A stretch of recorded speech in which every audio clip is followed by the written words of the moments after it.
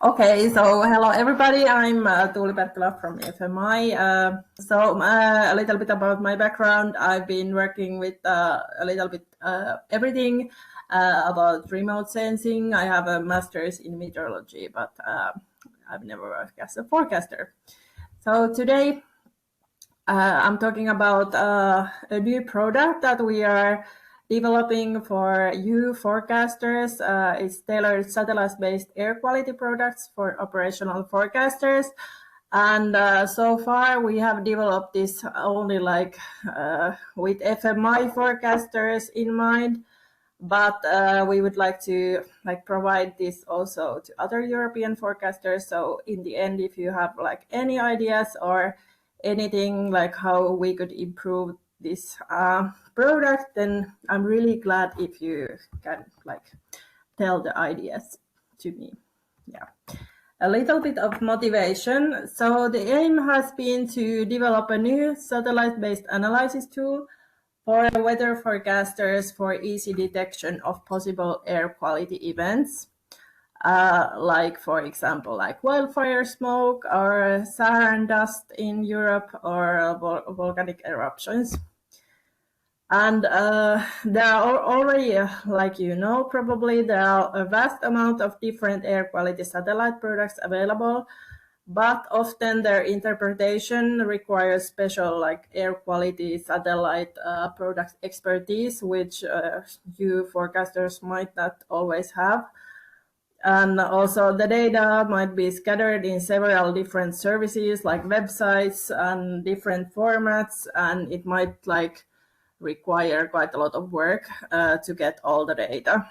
And also, however, when special events like these wildfire smoke events or dust events or whatever occur, they often require quick reactions. At least in FMI, the forecasters are the ones who are then asked about this situation on top of their regular weather work. So it might be good if there was a product that would make it easy to identify and the potential hazards and the evolvement of the situations. And often satellites are the only source of information. And we think that in such situations, the data should be available in a format that anyone could interpret it when needed, even if you are not an air quality specialist. So we are, sorry, I think this is maybe, yeah. We are in FMI, we are developing this in FMI, but also in the framework of EUMETSAT atmospheric composition monitoring stuff, which FMI is leading. And FMI forecasters have been involved in the development since the beginning, because we think that this new product should answer real forecaster needs, and that's why we asked forecasters for help with testing and have been asking them for feedback, etc. And since the beginning, we have developed the code so that it would be easy to add new input data sources when needed, and also easy to add new output based on forecasters' feedback. Okay, next slide. So this is what kind of products the FMI forecasters are currently using. So you can tell in the end, if you're using different kinds of data already using air quality data. So I'm happy to hear that in the end of the presentation. But anyway, in FMI, the forecasters are mostly using the RGB type true false color images, for example, EUMETSAT MTG or MSG geostationary data. And the satellite data might be used for identification of different cloud types or air masses or, well, meteorological phenomena, or then also for identification of dust, for example. But forecasters don't use in FMI that much other satellite air quality products that are specifically used for that, but mostly these more general products.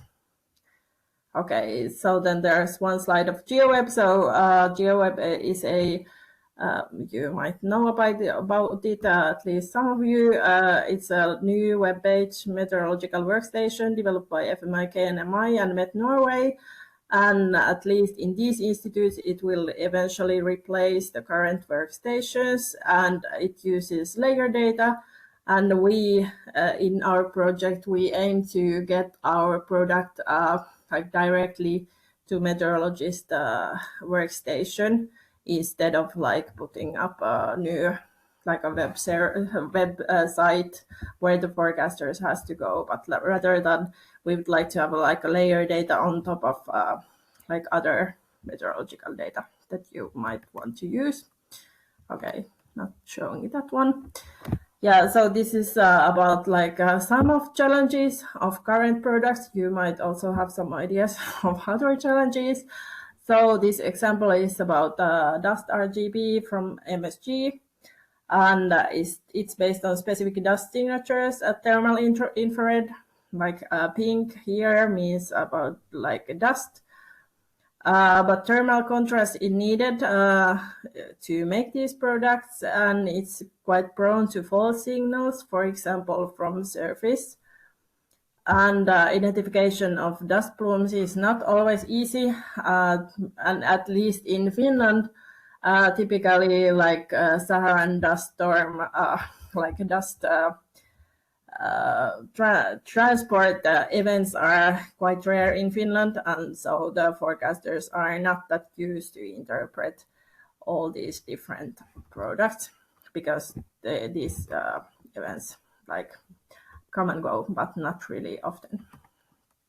Okay, so in the beginning of starting to develop our new product, we made a questionnaire to FMI forecasters and also did some personal interviews. And 13 FMI forecasters answered to these questions. Like we asked like what kind of products would they need, and how should the products work in practice, and what kind of information the product should give. And well, the main outcome, for example, here we asked like which variables should be included in the product, and most of the forecasters would like to see like products of wildfire smoke and dust like Sahara sand and volcanic ash, and some also wanted to see NO2 and SO2 separately. But the main outcome that we got from this was that we wanted to start developing better products for wildfire smoke, desert dust, and volcanic ash. And yeah, the other feedback was that the units should be easily understandable. For example, some people said that the ppm values are not always really clear, like to know like which value means like high amount and which value means low amount. So it could be nice to just have like an indication if there is a lot of something in the atmosphere, or like not a lot or not at all. So yeah, that was the main like feedback from this. So so here is the phase 2, the work plan for the first prototype. So from the forecasters' answers, we started to do 3 different like really simple products for smoke, dust, and ash. And these should be unitless, so values ranging from low to high, for example 0 to 1, but it doesn't matter like what the values really are. And the appearance should be like understanding situation at one glance, because there are already like a vast amount of really good satellite products, so we are not like wanting to replace these, but rather make like a warning tool that you can first look and then see if there is something there, and then maybe if you want to dig deeper, then look at some like other products. So this is like an example of Portuguese wildfires from last year, and this is the like the RGB image of the wildfire smoke, and this is like the layer product that we have made on top of this. So it's this might be like from this people might mix maybe like clouds and smoke if you are not experienced, or if you don't know already that there is some smoke there. So the idea is to make like a layer product on top, like, wow, there is some smoke here, and then people can look into it more. Okay, so the data sources, the main criteria that we wanted to use for input data was that the satellite data should be, this data that we were going to use as input should be available near real time. And well, we used preferably EUMETSAT or Copernicus, but later on we will like use whatever, not only these. And yeah, we used mainly like absorbing aerosol index for seeing whether there is something there in the atmosphere, and then like carbon monoxide and then SO2 for and dust, and then dust flag to differentiate between the different kind of aerosols in the atmosphere. Okay, this is like the data flow that we are doing. So basic idea is that we get some satellite data, then we clean the data, and then we regrid it in the like a European Cartesian grid. And then we do some anomaly detection and normalize values, and after that combine data from different sources into like these releasing products. Okay, this is like we use some machine learning method for the anomaly detection, but I'm not going to go too deep into that. So then we tested these products in several like different events of wildfires and volcanic eruptions and Sahara dust transport into Europe in from like 2023 and 24. And we also tested these products in kind of tested, for example, wildfire products when there were no wildfires, so we could see like if there are some false alarms and get rid of these, for example. So this is the example of the wildfire smoke detection tool. So this combines normalized GOM2 anthropomy AAI and YASI anthropomy CO. And then AAI anomalies overlapping with CO are identified as smoke. And this is an example of the Saharan dust storm when Saharan dust was transported up to Finland, for example, in 2024. And yeah, this is the like in the left hand side is an MSG dust RGB, and then it's our product is here that is called the anomaly detection. It's yeah, it means our product. Yeah. And the last one is volcanic ash, but for now only like YASI SO2 product was used for this testing, so we're not actually like exactly sure what we will use for volcanic ash. So this is like really in like the beginning phase of development. So if you have some ideas, then please let me know, because there is like SO2 is potential indicator for ash, but not automatically mean that ash is present. But we will add more products later on as input as well. Okay, so then some conclusions, like this is the first feasibility study, a little bit to like show forecasters like what they could, what these products could look like, and what kind of like output we could get. And then yeah, we have already gotten some like feedback from FMI forecasters from this, and if you have some ideas, then let me know. And but like the products we have looked, they look like they seem to work properly for kind of for what kind of use we want to use them for, like as an like alarm tool before using some other products.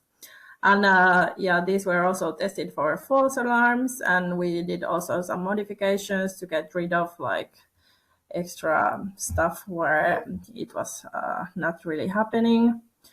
And yeah, some improvement. We know that we need some improvements. For example, like for overall aerosol detection, the AAI misses some of the cases, so we might use, for example, the aerosol optical depth on top of that. And also, obviously, we have now used like polar orbiting satellites. So when we use them, we have to take into account these different overpass times of satellites when we mix different input data from different satellites into together.